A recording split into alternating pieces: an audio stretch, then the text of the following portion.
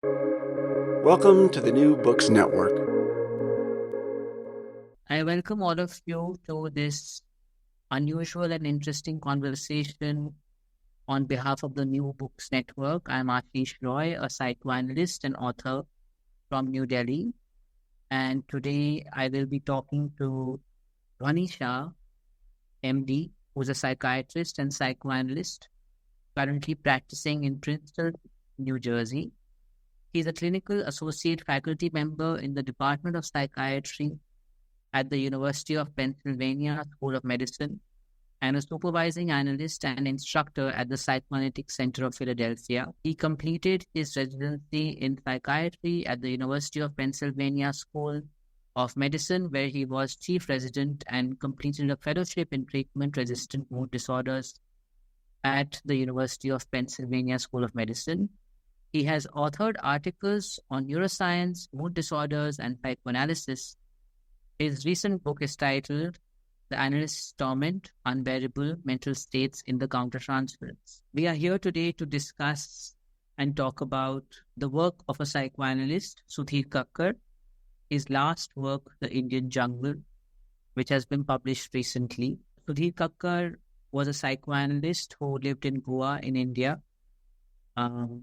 He took his bachelor's degree from Gujarat and his master's degree in Germany, and did his doctorate in economics from Vienna before beginning his training in psychoanalysis at the Sigmund Freud Institute in Frankfurt, Germany. Between 1966 and 1971, Sudhir Kakar was a lecturer in general education at Harvard University, research fellow at Harvard Business School, and professor of organizational behavior at Indian Institute of Management, Ahmedabad. After returning to India in 1975, Dr. Kakar set up a practice as a psychoanalyst in Delhi, where he was also the head of Department of Humanities and Social Sciences at the Indian Institute of Technology. He has been 40th anniversary senior fellow at the Center for Study of World of Religions at Harvard, a visiting professor at the universities of Chicago, McGill, Melbourne, Harvard, Hawaii, and Vienna, INSEAD, France, and also a fellow at the Institute of Advanced Study, Princeton. He has been a leading figure in the fields of cultural psychology and the psychology of religion, as well as a novelist. And he has been profiled in the New York Times and several other noted magazines.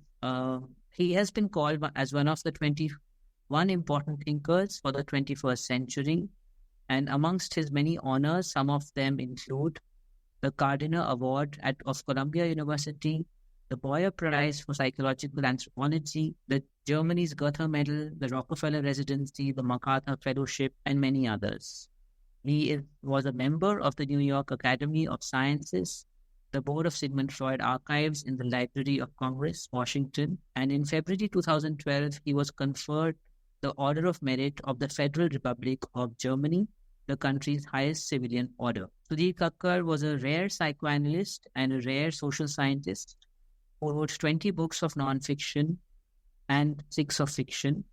Perhaps there were a few more. Some of his seminal books were The Inner World, Shamans, Mystics and Doctors, Tales of Love, Sex and Danger, Intimate Relations, The Colors of Violence, Culture and Psyche, Mad and Divine, Spirit and Psyche in the Modern World, and Young Tagore, The Making of a Genius. Recently, another volume has come out called The Mind and the World, which compiles many of his seminal essays. And today we are here to discuss The Indian Jungle, Psychoanalysis and Non-Western Civilizations, which has been published and is his last work. This conversation and interview is both a homage to his work, and I welcome you, Dhwani, to this space. Hi, I'm so honored to be here and to be having this conversation with you and our shared love of Sudhir Kakar's work and the man himself, and to enter Sudhir Kakar's jungle with you. So let's do it together. And again, I'm immensely grateful to be able to speak about his work and honor him. Dhwani, why don't you tell us a little bit about your own journey with Kakar's writing and ideas? So Sudhir Kakar is, to me, one of the most profound psychoanalytic thinkers of our generation. And I started actually thinking about him when I had this assignment to me when I was as an undergraduate. This was in 1996. So just to kind of back up for a second, Sudhir Kakar was born in 1938. My father was actually born in 1937 in Gujarat. And Sudhir Kakar passed away April 22nd, 2004. And my father passed away on November 13th, 2023. So for me, there's this deep guru longing for Sudhir Kakar and his work. And it means so much to me because there's so much of a connection with my own father and his history and what he went through. And through Sudhir Kakar's work, I feel like in many ways I rediscovered India in a way that I think that I wasn't able to through other psychoanalytic writers. I was born in India and moved here when I was to the States when I was 2 years old. And to me, discovering Sudhir Kakar's work was almost rediscovering in many ways an Indian understanding and an Indian kind of point of view.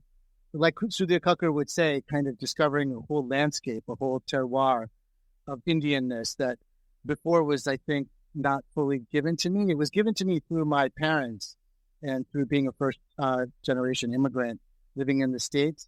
It was also given to me through a Western appropriation of India, where the hippie movement and countercultural movements have kind of incorporated Indian culture and then were fed back to me as a young boy, as a New Jersey boy growing up in the States.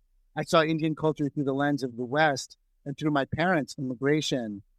But I had to kind of rediscover India for myself, and I was struggling to do that, especially with the questions that I had. And when I was an undergrad in college, one of my professors, Jim Jones, in my class in religion and psychology, assigned his work, Shamans, Mystics, and Doctors, and this was in 1996, and it blew me away. I mean, it really helped me see India in a whole different light, and rediscovering his work and learning through him, I've just been immensely grateful to kind of find that my way through the Indian terrain. That's such a fascinating memory that you were seized by shamans, mystics, and doctors of the work. And I think Sudhir Kakar had shared that he got interested in that work because when he tried to set up his practice, he wasn't getting any patients. So he decided to go to an area where he saw that people were getting patients, and that's where people were going for healing themselves from suffering, which was deeply problematic. And I thought that was such a interesting thing that he did, that he stepped out and he was always curious about what is it that others were doing and not completely bound by his own psychoanalytic ideals, but interpreting those frameworks through his framework. So I was curious to know that what was it about this particular work that still has an impact on you? Well, it just goes straight to the heart of, I think, a lot of what Sudhir Kakar is trying to do, which I think is so important, which is to reimagine psychoanalysis as coming from Indian soil. You know, so much of psychoanalytic work has come from the Western perspective, the perspective of post-Enlightenment, Western ideas. And, you know, a lot of the work that is done in Western cultural studies is about race and class. And it's often done in the work of trauma studies, post-colonialist studies, critical race theory. And these are all really important, and they're important for us, I know, and they're reading your work and important for me. But I think what Sudhir Kakar does is something completely different in some ways. He says, let's imagine ourselves through culture and through history of actually entering the Indian world, like he did in Shamans, Mystics, and Doctors. And he's saying, let's reimagine psychoanalysis as coming from India.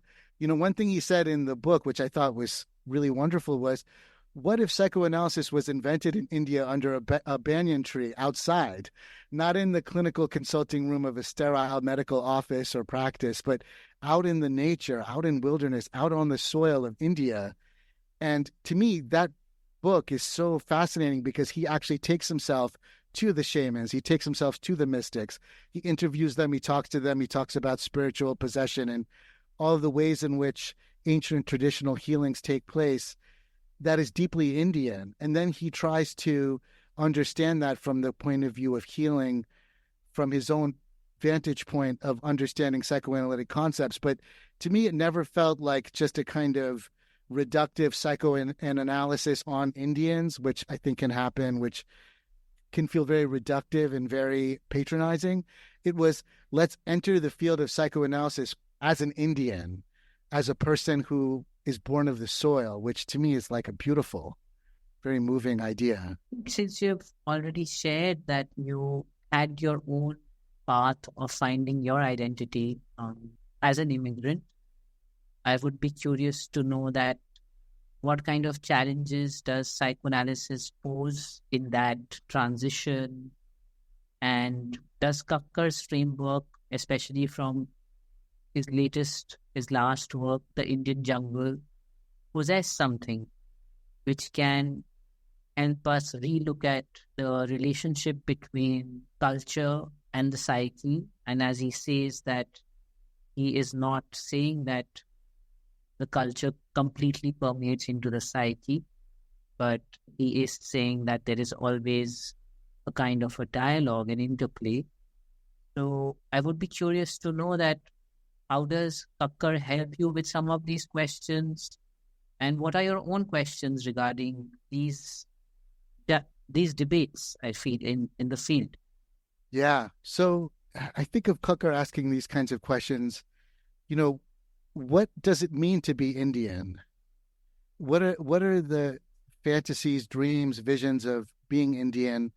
What does it mean to be an Indian analyst working in India? What is it? Of course, I think about what it means for me to be an Indian analyst working in America.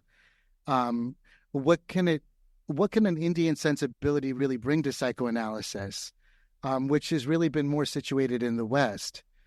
And I think his unique perspective is that psychoanalysis is even possible in a kind of traditional non-Western culture like India, but it would have to be transformed, I think. And he describes this, and we can talk about that more in detail. But I feel like he subtly speaks to, or sometimes overtly speaks to, the fact that the psychoanalysis made in the West would not fit India.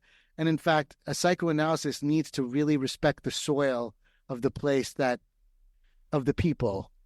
And what I think he would want to visualize is a psychoanalytic perspective that actually takes birth in the roots of the soil of the culture in which the person is in, and really respecting that terrain and landscape of that culture.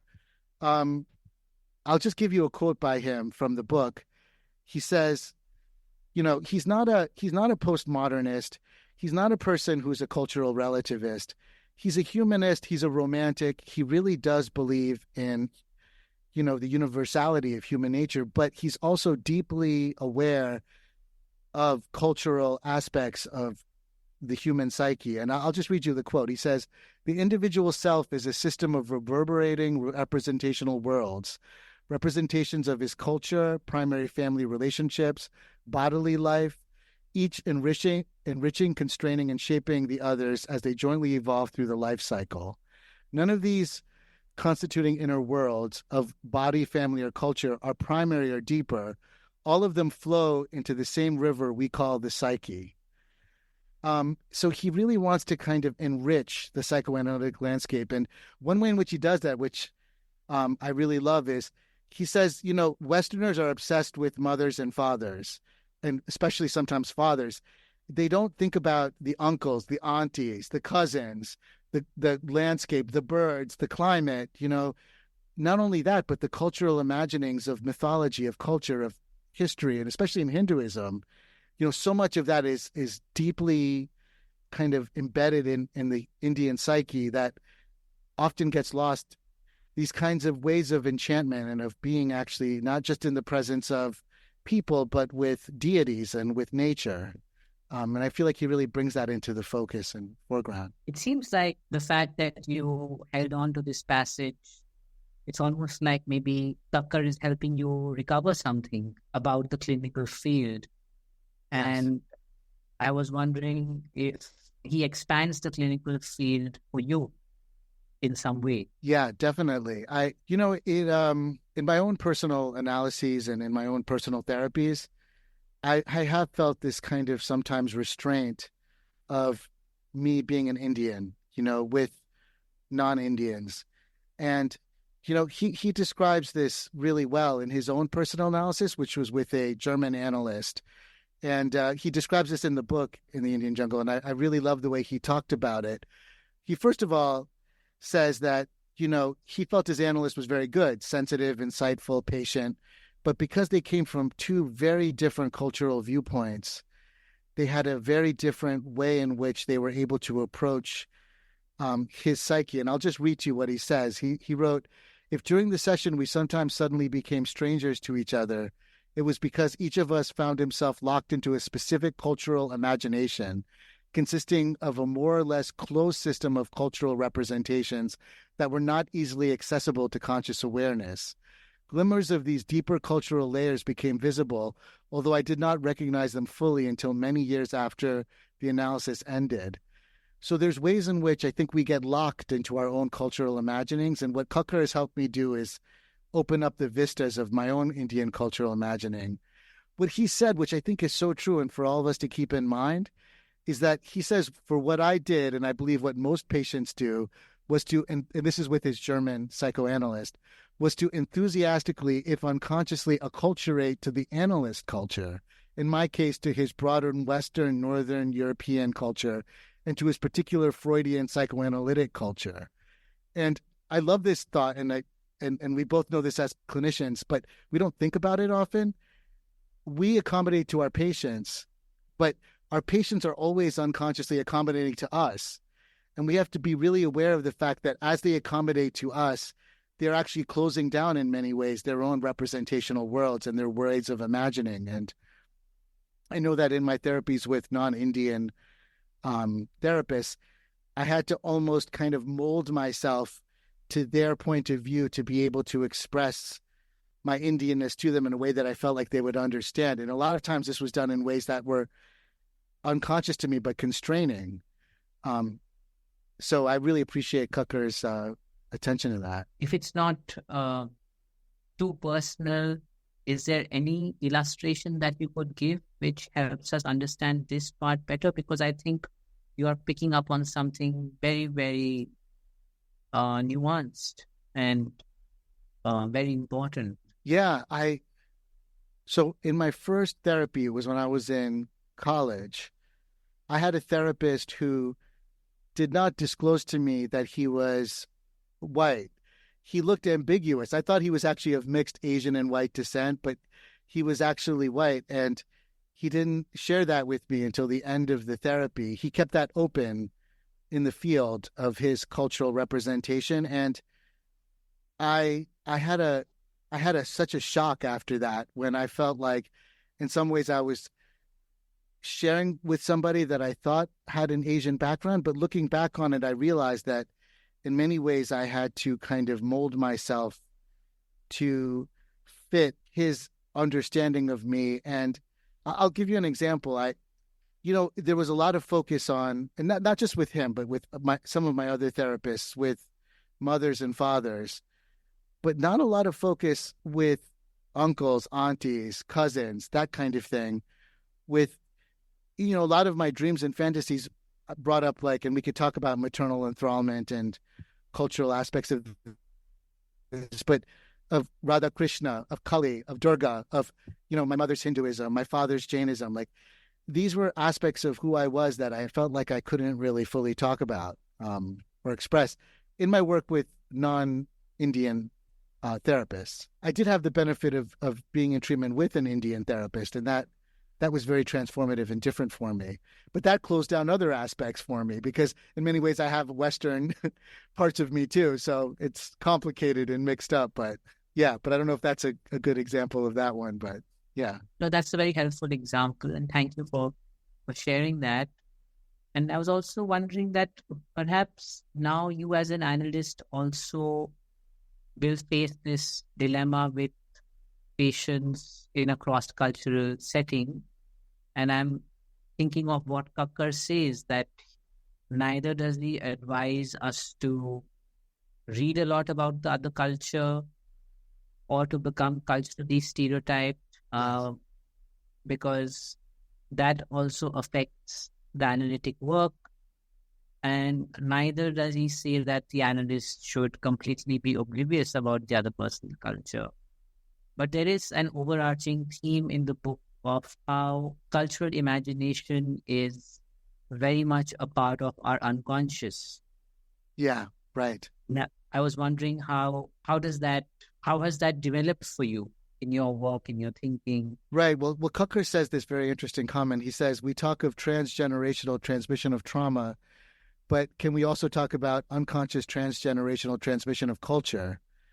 And he says, vibrantly alive, their symbolic power intact. Indian myths constitute a cultural idiom which aids the individual in the construction and integration of his inner world. And they're living and present as opposed to dead and abstract. And, he says that analysts are prone to the dangers of being locked into a specific, like you said, cultural imagination, consisting more or less of a closed system of cultural representations that are not easily accessible to conscious awareness. And for me, I think just being aware of that and being humble to the places in which I get closed down. When, I know this is said often in discourses about cultural attitudes around patients and psychoanalytic enactments, but I feel like when I start to feel like I get things about my patients and understand them, especially patients from a different culture, I'm probably misunderstanding a lot because I'm collapsing my understanding of them into a kind of vision that is a closed representation of their culture that to me feels stereotyped. When I start to feel like I get surprised by what they say and it opens up the field into these imaginings where I feel kind of brought into their cultural landscape and taken along through their jungle, then I feel like something really alive is happening between us. But it's complicated and difficult, and the terrain is always fraught, right? To enter anybody's jungle is fraught. I think the other part in Kakar's work, which perhaps is also central in some way, is that the individual and the group are always coexisting. Yes. And maybe the jungle that you're talking about is also as if another community has let you inside. Yes. He has this wonderful distinction that he makes between communalism and community. And, and not to make it too stereotype, because I think he talks about this in a very poetic and beautiful way. And I'm going to, I think, say it a little bit too bluntly, but he has this idea of, I think, moving from a communal aspect of existence to a more individual aspect of the psyche, but then also then moving more back to the community. Because if a person is just an individual, and I think this is the trap that I think he feels a lot of Western psychoanalysis falls into, it can become selfish. And it can be just about that person's freedom and that person's ability to make choices and be free and be in the world as their own autonomous individual. But for an Indian, that doesn't make any sense. And he has this great line where he says that, and I think this is from, I forget which book this is from. I think it was from his most recent book, actually, where he says, an Indian person can do really well in therapy, but their family can say something like, well, you made her better, but now, you made us worse because there wasn't any into account of the family system and that person getting folded back into the family, because the family is so important, of course, in communal India. But this idea of returning back to the family, or always keeping the family in mind in the individuation process, I think it's something that he really focuses on, that it's not just about the individual, like you said, it is about the family and the culture, and also about nature. And he talks very beautifully about not just the family and the culture community, but also the nature, the land, the spirits, the ancestors, the whole terrain of imagined lived experience in a kind of enchanted way. Some moments back, you had talked about the idea of maternal enthrallment, something that Kakar preserves in this book, and something that he perhaps elaborated first in The Culture and Psyche. Yes. I was wondering if you could share a little about how has this theme resonated with you and with your work and your thinking. Yeah. I mean, this is such a beautiful aspect of his work. And I feel like one aspect of Indian culture that I think is not often seen in the West. I mean, oftentimes the Western gaze on India is about patriarchy and about Indian cultures being traditional and being male dominated. And I don't want to discount that and all of the very important issues around patriarchy and male violence in India, which are absolutely a part of Indian life. And actually, Sudhir Kakar talks about that in many different ways, which are quite moving. But India also has this very rich, very powerful tradition of mother goddesses and of a worship of the mother. And what Sudhir Kakar really focuses in on, which I think is so important for an Indian sensibility and an Indian terroir, is this idea of the fact that for an Indian child, and we can talk about the Indian boy because he does talk about, and the book does talk about the development of the girl and boy, both with paternal enthrallment, but just to focus on the boy for a moment, there's this absolute love affair with the mother. And in early life, the father is quite distant and the mother becomes very much the sole center of the child's life. And in the maternal enthrallment of this very powerful experience of the child, he talks about this wish to simultaneously get away from the mother because of this absolute bond with her, but also with the dread of separation and the wish to destroy the engulfing mother who also ensures the child's survival.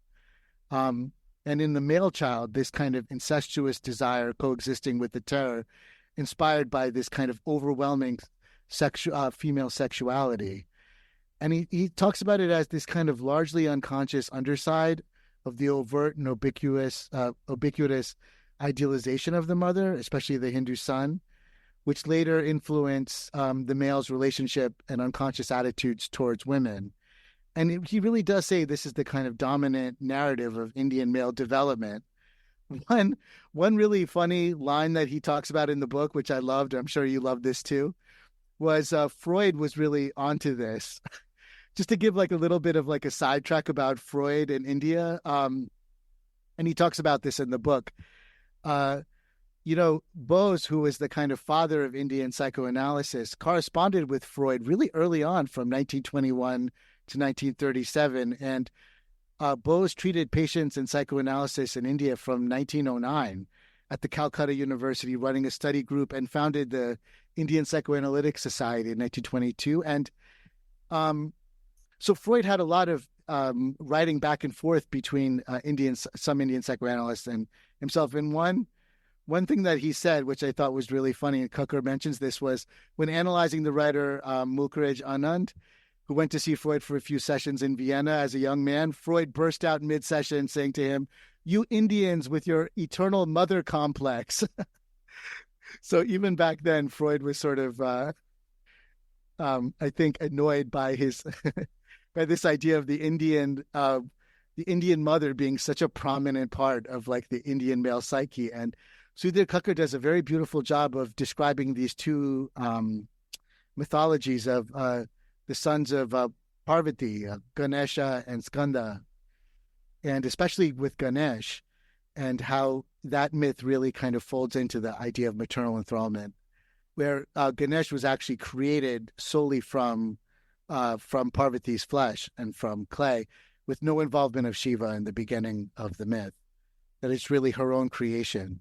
Do you think there is something from here that can be applied to Western, and Western is such a broad term, understanding of the first years in which the mother and the child are really fused, and perhaps psychoanalytic theory from various schools acknowledges it. So there is always work happening in analysis which is addressing that stage of life. Yes. So I would like to know from you, do you think maternal enthrallment pose a very different challenge or helps us look at this stage of life in a very different way, since you are based in a different context? Yeah, that's a great question. I would say that there is an overwhelming, I think. Well, I guess there's different questions here. There's one is, does maternal enthrallment apply in some ways to Western cultures at this point, where I think there is a lot more involvement in many ways of the maternal figure in early life than maybe in previous generations. So there is a kind of way in which more current, what I see in my practice is more maternal enthrallment type dynamics of children having a very powerful, passionate affair with their mother in their unconscious fantasy life, but also having tremendous fears of engulfment and of being kind of sucked into that orbit. It's reminding me of what Kakar does with the myth. He tells a really wonderful story, and I hope I get it right, about Ganesha and Skanda, the two sons of Parvati, where Parvati has them do a contest, if I remember right, for a mango, for who can get around the world the fastest. And Skanda he was the more phallic one of the group and takes up his mount and goes around the world and just goes as fast as he can, while Ganesh just circles around his mother. And because the idea is that the mother is actually the whole world, and he's the one who's able to kind of surround her. And what Sudhir Kakar talks about is that really the Indian male psyche is kind of this conflict between the two figures, between always circling the mother, which I think is a way of honoring the early relationship with the mother and that early union that you described, but then also wanting to incorporate a more phallic masculine separation that is also incorporated into that circling. So the two don't have to be separated from one another. They can be held in a kind of dialectical tension with one another that I think every Indian boy turned man, I think in some way struggles with. So there is a real tension about having a relationship, but also not knowing how to maintain boundaries, not knowing when one can get lost into the boundary of the other person. And in your experience, this is something which is negotiated in a different way in the West, because I'm assuming that separation and individuation have very different transitions. Yeah, I think that one thing I took from Sudhir Kakar's work, which I still take in my own practice, which I think is true to varying, and again, these are all varying degrees of difference between cultures, and it's sometimes hard to kind of like put them in binary terms, but to me, the autonomous, and Sudhir Kakar says this very explicitly, that the autonomous individual is only a precursor, really, to the caring individual. And I think he says that in a beautiful way, that autonomy is just one step in the path for a person to then become a more caring, empathic, loving individual that returns to the community in a way, or that is then a part and folded back into the community and the terrain that that person belongs in. And to me, this kind of reflects Sudhir Kakar's own journey between his own travels to the West. And if you read his autobiography, which we both have, he's been everywhere, in the West, and has done so many travels and experienced so many different aspects of both of all parts of Europe and of America. And we could talk a little bit about his encounter with Erickson and this beautiful way in which Erickson became his guru, and he went to Berkeley to teach with Erickson. But then there's a way in which he returns back to India in this really profound, beautiful way. And a lot of his writings are this kind of way in which he incorporates his now individual ethos with returning back into an Indian community, which I find very inspiring and moving. Perhaps it's something that you also desire at some level. Yeah, yes. Yeah. I mean, for me, like I said, Sudhir Kakar's work is such a nice bridge for me between my parents, who were immigrants and brought a kind of idealization of India that was almost like a time capsule of an older India that they left, that they now wanted to preserve with me, with Western appropriations of India, which were these kinds of like stereotypes of Indian culture, but not just that, but, Western incorporations of Indian culture, which are sometimes very beautiful and well-meaning and actually quite profound, with yoga, meditation, Indian spirituality, with Beatles going to India. Now, the Beatles go to India, they come back with Indian ethos. Then I listen to the Beatles and get an Indian ethos through the Beatles, who went to India, my home country. So there's these ways in which, and then I have Asian and I have Indian parents who bring their own ideas. So for me, all of this gets jumbled up into my own jungle, which I think Sudhir Kakar really helped me with, honestly, because he says, look, this is what it means to be an Indian, which is a very bold thing to say. I mean, in cultural relativistic times, postmodernism, where I grew up in being very skeptical and ironic, he has a very, he's less of a, one could say psychoanalysis can be very tragic. It's about how to bear one's suffering and how to deal with the unpleasant truths of life and how to deal with them with sadness and mourn for the fact that we can't get the things that we want. Sudhir Kakar says, yeah, that's true, but we're Indian, we also are romantic. We also love. We feel spiritual bliss with gurus. We love to go to temple and do arti, and we love puja, and we love devotion, and we have all kinds of ways in which we celebrate nature and the world, and life, and being a part of our ancestry that is really profound and beautiful. And to be an Indian is to be in some ways a part of that world. And to me, that just brought me in such a wonderful way to revisit in other ways where it felt almost closed to me. He opened it up to me. It's not often that spirituality and romance are talked about in the same breath. But since you have, and since the thinker that we are discussing has also written both about spirituality and the erotic and mysticism, I was wondering that what kind of a psychoanalytic attitude does one have to adopt to incorporate these? Yeah. So he has a really beautiful chapter in this book on the commonalities and differences between mysticism and psychoanalysis. And maybe we could separate this into two questions, because one is the question between mysticism and psychoanalysis. And there's so many really wonderful, rich ways in which he talks about the differences and the similarities. And the other is, which is a very interesting topic that not many people talk about, that I think you and I are both very impressed by with his work, which is the connection between the erotic and mysticism, which is a part of the Hindu tradition and of the Indian spiritual field that is not often put together. And Sudhir Kakar's work is masterful, I think, at really incorporating the erotic elements of Hindu spirituality.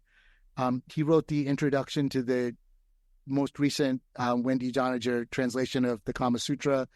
So many of his writings talk about the erotic dimensions of not only Indian life, which I think is incredibly interesting and rich and complicated, but also of the spiritual life and the erotic. So we should definitely unpack that a little bit more if we have time. But if anyone's interested, they should certainly read more of his work, especially the most recent book also. But to say a little bit about mysticism and psychoanalysis, he talks about them as both ways of inner transformation. And of course, the mystical path is more ancient, universal, and at different historical times have different ways of modality. But, what kind of keeps psychoanalysis and mysticism sort of similar is that they are both ways of inner transformation. And he talks about this, that the commonality between psychoanalysis and mysticism is they both serve to try to do some kind of transformation of consciousness, but they do it in different ways. There's so much there to unpack, I know. But I think one of the commonalities that he talks about too, which I think is very beautiful and not quite often talked about, is that mysticism is a practice, like psychoanalysis. It's a practice of transformation of consciousness. A lot of people think of mysticism as an idea or as a kind of belief system.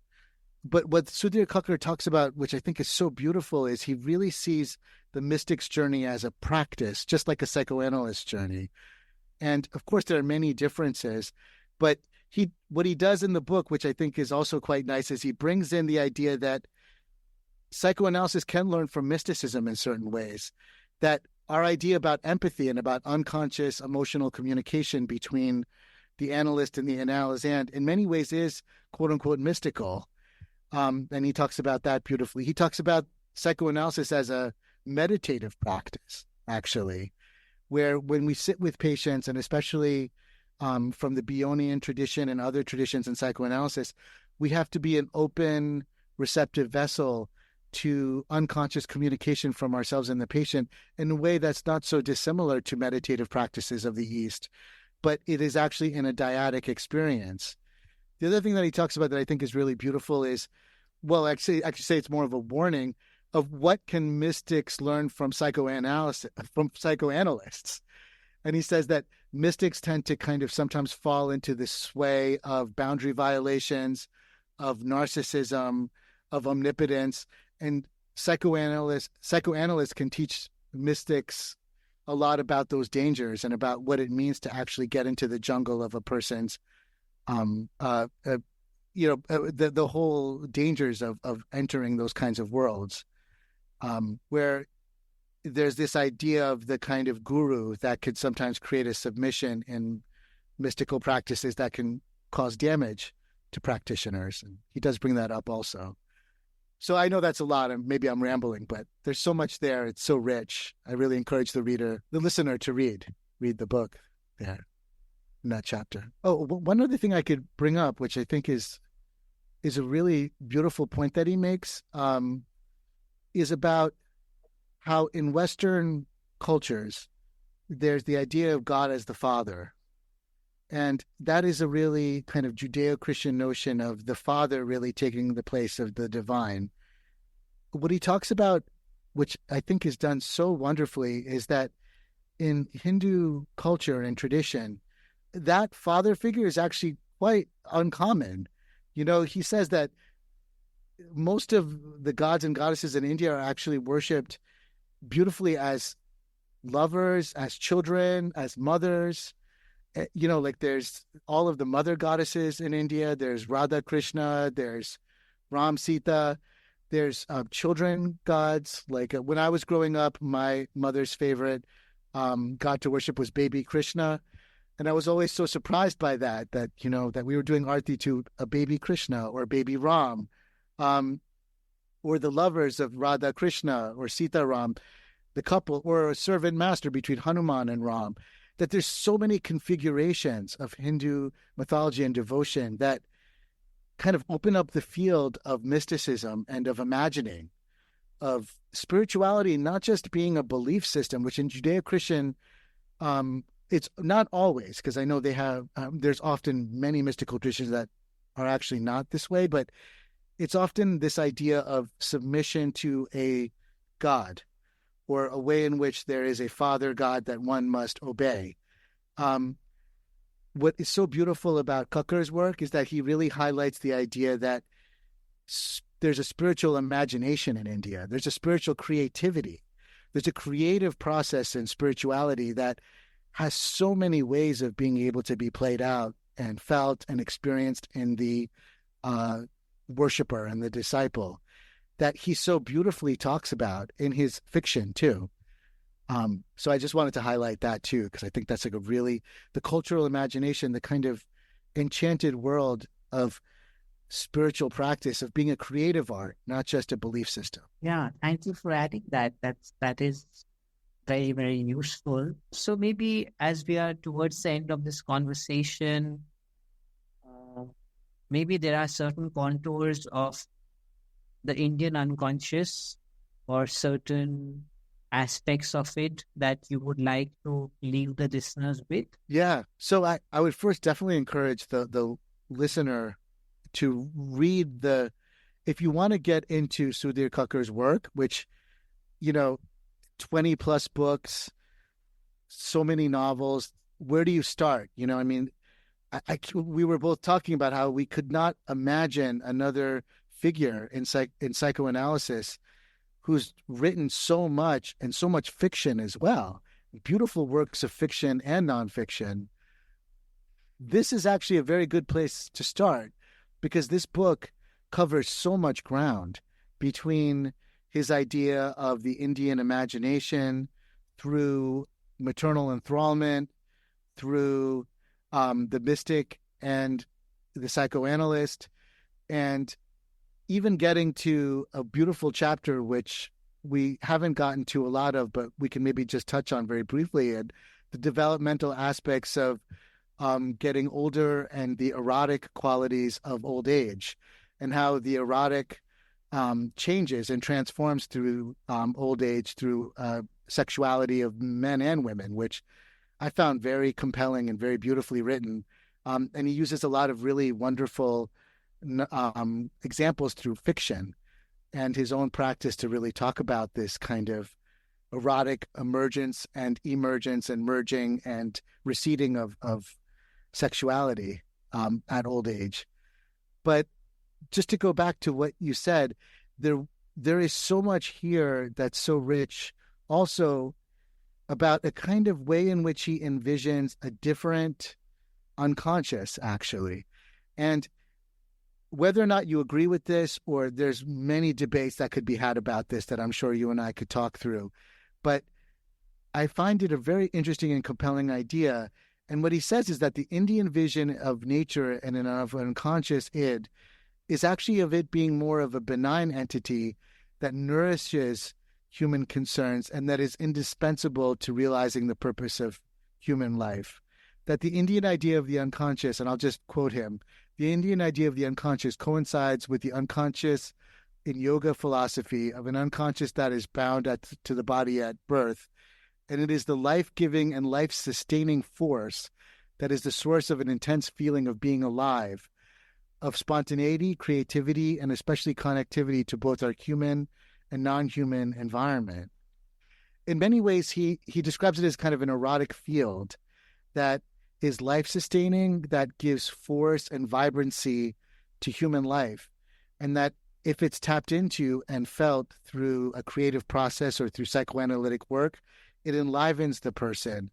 I think he's contrasting that to the idea of the id being this repository of drive energy that is kind of destructive or aim-seeking or instinctual, of selfishness and of destructiveness. That he sees it in many ways as more of a kind of full flow of eros. And I'll read you another quote by him, that insofar the focus of much contemporary psychoanalysis is on attenuating psychic pain, fear, guilt, anxiety, depression, the sustained engagement of loss and mourning, we sometimes tend to forget that the feeling of aliveness and the full flow of eros is the destination, if not always reached, of the analytic journey after many sites of psychic pain have been negotiated. That the Indian vision of the nature and thus unconscious id is essentially a benign entity that nourishes human concerns and is indispensable to realizing the purpose of human life. So to me, that all speaks to the fact that in analysis, it's not just about a tragic idea of mourning and grief. It's also about finding eros and finding vitality and finding aliveness and the potentiality of that can be uncovered in an analytic relationship. Thank you, Dhwani. That's really a beautiful quote with which we are drawing close to this conversation, and brings to my mind a memory of Sudhir Kakar that I have always carried, of someone who was always content with what he did, but always in touch with the erotic.